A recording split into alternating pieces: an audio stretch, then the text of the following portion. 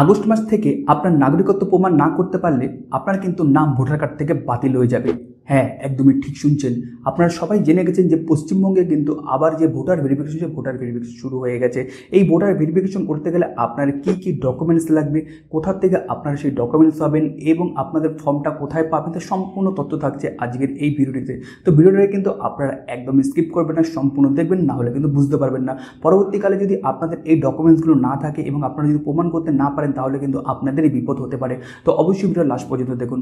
Hello viewers, welcome to SR world. আমি সৌরভ এবং আজকে যে ভিডিওটা নিয়ে আমরা আলোচনা করবো সেটা হচ্ছে খুবই গুরুত্বপূর্ণ একটা বিষয়। সেটা হচ্ছে পশ্চিমবঙ্গে যে ভোটার ভেরিফিকেশন, সেই ভোটার ভেরিফিকেশন কবে থেকে হচ্ছে এবং কোন কোন ডকুমেন্টসগুলো এখানে প্রয়োজন হবে। যেই সমস্ত ডকুমেন্টসের কথা আজকে আমরা বলবো সেগুলোর মধ্যে কিন্তু আপনাকে ডকুমেন্টস থাকতে হবে। মোটামুটি 4টে ডকুমেন্টসের কথা বা 3টে পয়েন্টের কথা এখানে আমরা বলবো। সেই 3টে পয়েন্ট এবং 4টে যে ডকুমেন্টসগুলো, সেই ডকুমেন্টসগুলো কিন্তু অবশ্যই আপনার কাছে রাখতে হবে। পরবর্তীকালে যখন আপনাদের ভোটার ভেরিফিকেশন হবে সেই ভোটার ভেরিফিকেশনে কিন্তু এইগুলো লাগবে। পয়েন্ট 1, ভেরিফিকেশন কেন হচ্ছে। ইলেকশন কমিশন অফ ইন্ডিয়া 2025 সালের যে ভোটার রয়েছে সেই ভোটার তালিকা কিন্তু বিশেষ করে সংশোধন করছে, সেই জন্য কিন্তু এখানে চালু করা হয়েছে এই ভোটার ভেরিফিকেশন।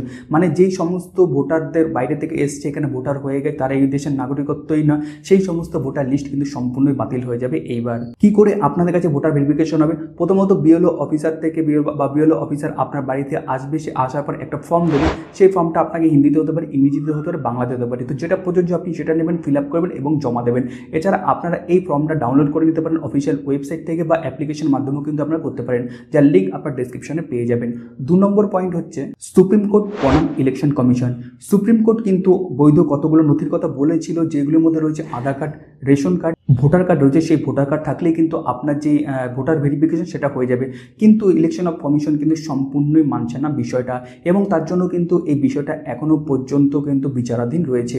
3 নম্বর পয়েন্ট যদি আমরা দেখি তাহলে এইখানে রয়েছে নাগরিকত্ব প্রমাণের জন্য 4টে বৈধ আপনার নথি।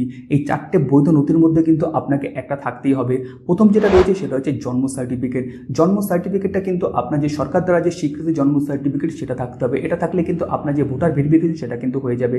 2 নম্বর রয়েছে কিন্তু এখানে পাসপোর্ট। পাসপোর্ট হচ্ছে ভারত সরকার দ্বারা স্বীকৃত সব থেকে বড় একটি নথি, যার মাধ্যমে কিন্তু আপনার ভোটার ভেরিফিকেশন হয়ে যাবে। 3 নম্বর হচ্ছে জাতীয় শংসাপত্র। এই জাতীয় শংসাপত্র যদি আপনার কাছে থেকে থাকে তাহলেও কিন্তু আপনার ভোটার ভেরিফিকেশন হয়ে যাবে। 4 নম্বর হচ্ছে নাগরিকত্ব সার্টিফিকেট। নাগরিকত্ব সার্টিফিকেট যদি আপনার কাছে থেকে থাকে 1955 সালের আইনের আওতায় কিন্তু এই সার্টিফিকেট দেওয়া হয়। বিশেষত যারা বাইরের দেশ থেকে এসে এই দেশে বসবাস করে তাদের জন্য দেওয়া হয়। এই 4টি ডকুমেন্টসের মধ্যে যদি একটা ডকুমেন্টস আপনার থেকে থাকে তাহলে আপনার ভয় পাওয়ার কোনো দরকার নেই, আপনার কিন্তু ভেরিফিকেশন হয়ে যাবে। আর এই 4টি ডকুমেন্টসের মধ্যে যদি একটা ডকুমেন্টস আপনার কাছে না থাকে তাহলে কিন্তু আপনার পরবর্তীকালে বিপদ হতে পারে। তো অবশ্যই আপনার বাড়ির লোকজনের কাছে ভিডিওটা শেয়ার করুন এবং অবশ্যই আপনি আপনার বাড়ির সবার ডকুমেন্টসগুলো চেক করুন যে সমস্ত ডকুমেন্টসগুলো রয়েছে কিনা। যদি না থাকে অবশ্যই আপনারা গিয়ে কিন্তু সরাসরি যোগাযোগ করতে পারেন বিডিও অফিসে। সেই জায়গা থেকে কিন্তু আপনাদের পরবর্তীকালে স্টেপ বলে দেবো কোন কোন প্রসেসগুলো ফলো করতে হবে।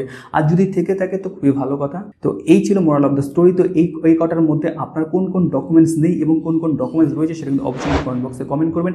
আর এই নিয়ে যদি আপনাদের কোনো মতামত থেকে থাকে তো অবশ্যই নিচে কমেন্ট বক্সে কমেন্ট করে দেবেন। তাছাড়া ভিডিওটাকে কিন্তু আপনাদের সমস্ত প্রিয়জন মানুষের কাছে শেয়ার করে দেবেন, কারণ তাদের কিন্তু জানতে হবে এই বিষয়টা। যদি না জানেন তাহলে কিন্তু তারাও বিপদে পড়তে পারেন ভবিষ্যতে।